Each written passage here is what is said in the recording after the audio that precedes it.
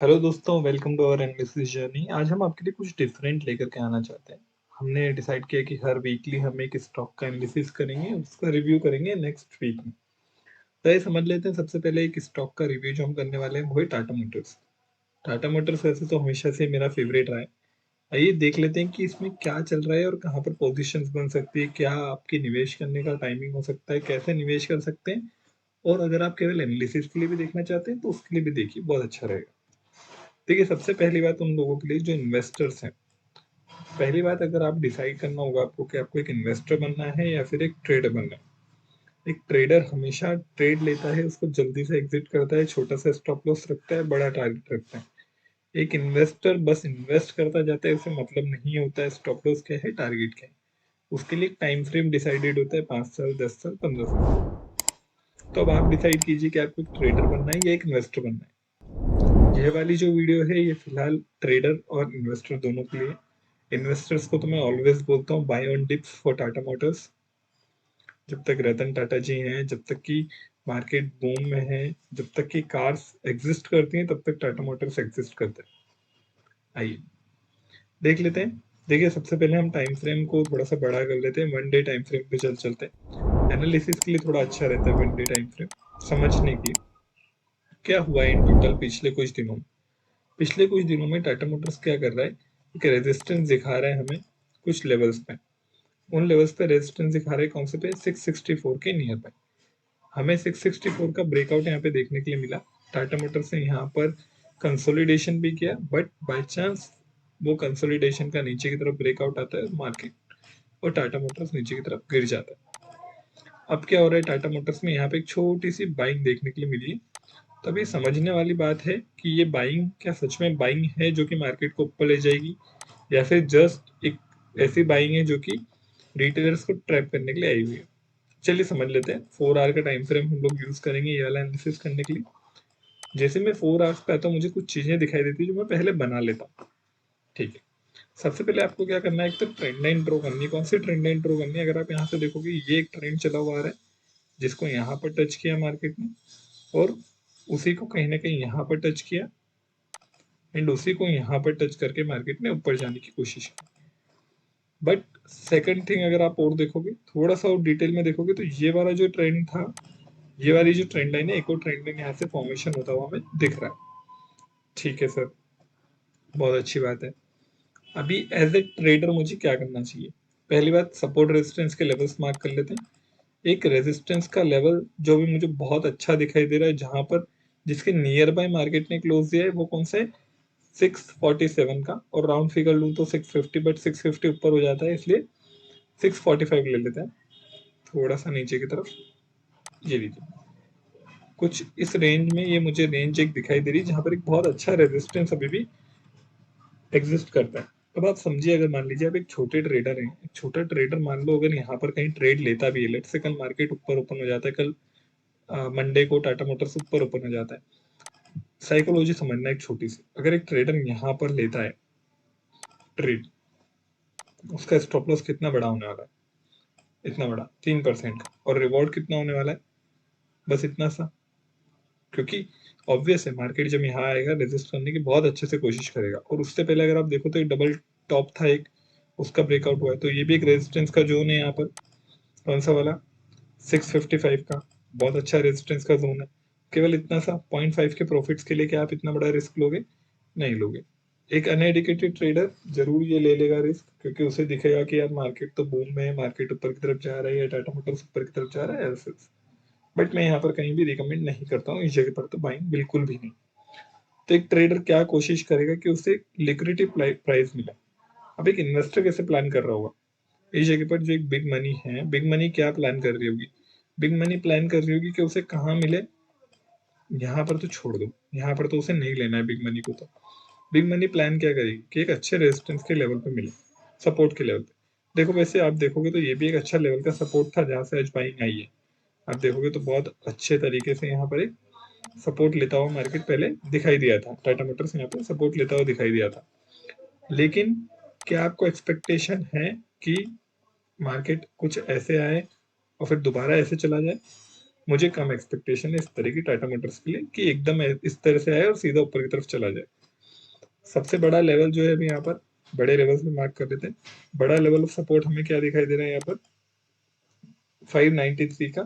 तो अब 593 को थोड़ा सा राउंड फिगर करके 595 कर लेते हैं। 595 से 600 का सीधा हमें यहाँ पर एक लेवल दिखाई देता है, बहुत अच्छा सपोर्ट का।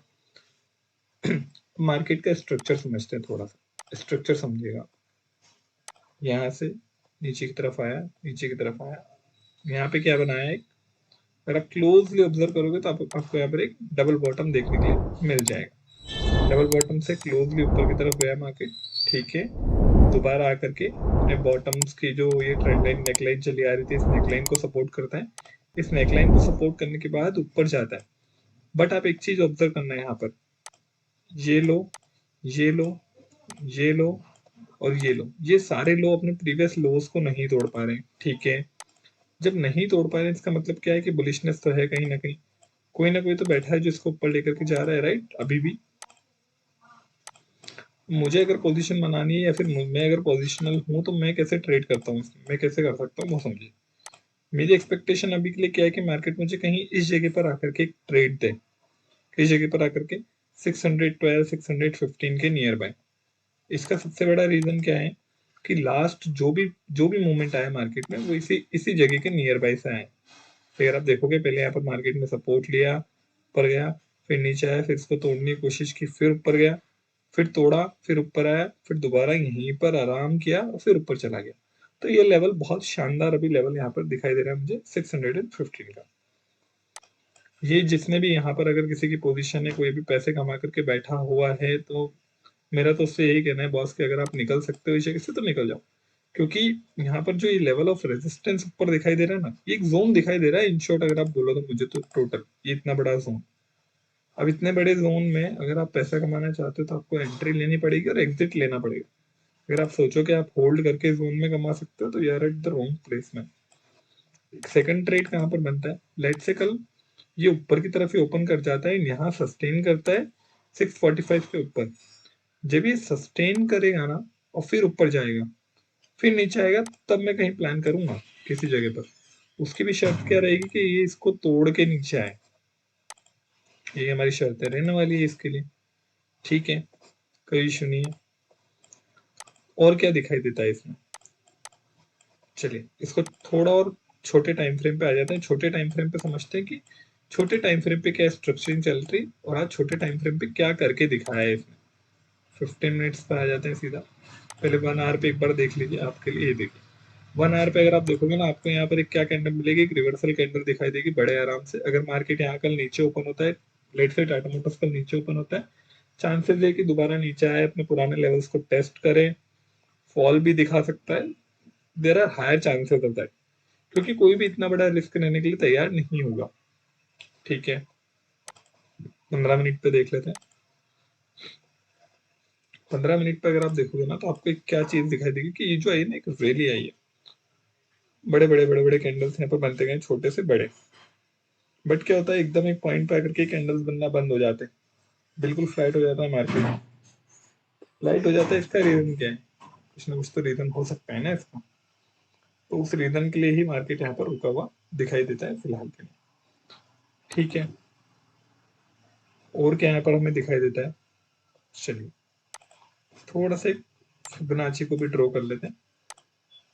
अगर फिबोनाची ड्रॉ करते हो कहाँ से, इस बॉटम से उस टॉप तक, ठीक है।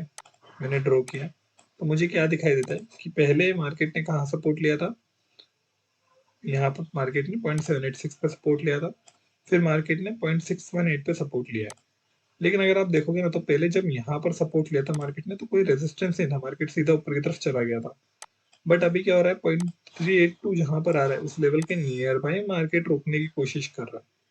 तो कहीं ना कहीं ये क्या होता है, एक चाल लगती है कि मार्केट यहाँ से मतलब टाटा मोटर्स यहाँ से डायरेक्टली नीचे गिर के हमें नेगेटिव ट्रेड बड़े आराम से दे सकता है अगर उसे देना है तो। क्योंकि उसके पास एक बहुत अच्छी जर्नी होगी, एक बहुत अच्छा पॉपुलेशन होगी ट्रैप करने की। क्योंकि पॉपुलेशन ऑब्वियसली पॉपुलेशन को ही दिखाई दे रहा होगा कि एक ट्रेंड लाइन चली आ रही है जहां पर 1 2 3 चौथी बार सपोर्ट लिया है और पॉपुलेशन इंटरेस्टेड होगी बाइंग में। पॉपुलेशन को ट्रैप करने का अच्छा तरीका हो सकता है। इतना बड़ा स्टॉप लॉस देना वर्थ इट मुझे तो नहीं लगता। आपको लगता है तो आप दे सकते हैं, कि मुझे तो वर्थ इट नहीं लगता। और अगर आप इस बाइंग को देखोगे तो बाइंग कैसी है एकदम, मार्केट 3 कंसेक्यूटिव डाउन कैंडल्स देता है और अचानक से इतनी ज्यादा बाइंग आती है। ये भी तो हो सकता है कि इन्होंने अपनी पोजीशन से स्क्वायर ऑफ किया सेलर्स ने, इसके भी चांसेस बड़े आराम से हो सकते हैं। तो सोच समझ के यहाँ पर अभी बाइंग प्लान कीजिए। हमेशा बाइंग के लिए एक अच्छा सेटअप बनने दो, अपना सेटअप बने तो ट्रेड करो, अदरवाइज जबरदस्ती नहीं है कि आपको ट्रेड करना है। और क्या दिखाई देता है अभी के लिए, लेट्स से मान लो यहीं से अगर मान लो फूट भी जाता है, फूट भी जाता है इन द सेंस कि कल को दोबारा टाटा मोटर्स नीचे की तरफ आता है, यहाँ कहीं अपॉर्चुनिटी देता है, तभी मैं तो अभी अवॉइड करने की कोशिश करूंगा। क्योंकि ये बहुत बहुत विजिबल ट्रेंड लाइन हो रही है अभी। ये अगर इतना विजिबल नहीं होती और लेट से हम इस जगह पर होते ना, तो हम प्लान कर सकते थे कि ट्रेंड लाइन चली आ रही है, अभी ज्यादा लोगों को पता नहीं है, बट अब बहुत ज्यादा विजिबल ट्रेंड लाइन हो गई है। ठीक है, ऊपर से अगर आप देखोगे तो ऊपर से भी एक ट्रेंड लाइन हमें चलती हुई आके दिखाई दे रही है।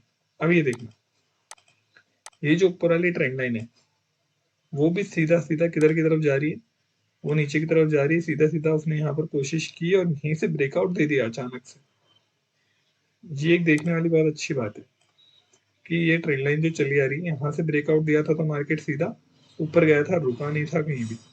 यहाँ से ब्रेकआउट देता है तो मार्केट रुक जाता है। तो कहीं ना कहीं संदेह की बहुत सारी बातें हैं। ऊपर एक डबल टॉप है अभी हमारे पास में, तो बच के यहाँ पर बाइंग कीजिए।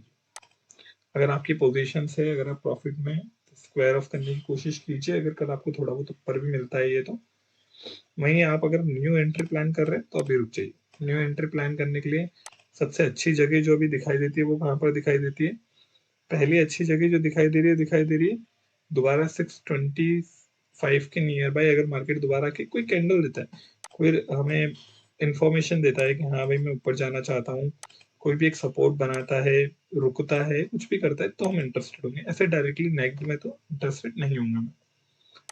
सेकंड अपॉर्चुनिटी जो दिखाई देती है 614 की। Third in the final opportunity दिखाई देती है 600 की। अगर आप ऐसे पर्सन हैं जिसने बहुत लंबे टाइम से होल्ड किया हुआ है और आप आगे के लिए अपॉर्चुनिटी देखना चाहते हैं कि भाई इसे मैं होल्ड करूं या स्क्वायर ऑफ करूं और फाइनल मेरा स्टॉप लॉस रहे तो क्या रहना चाहिए, तो आपका फाइनल स्टॉप लॉस रहना चाहिए फिलहाल के लिए 590 रुपीज का। क्योंकि अगर ये 590 रुपीज से भी नीचे जाता है तो there is a very less chance of sudden up move, मतलब वहां से हमें थोड़ा सा नेगेटिव के लिए दिख सकता है। Thank you very much.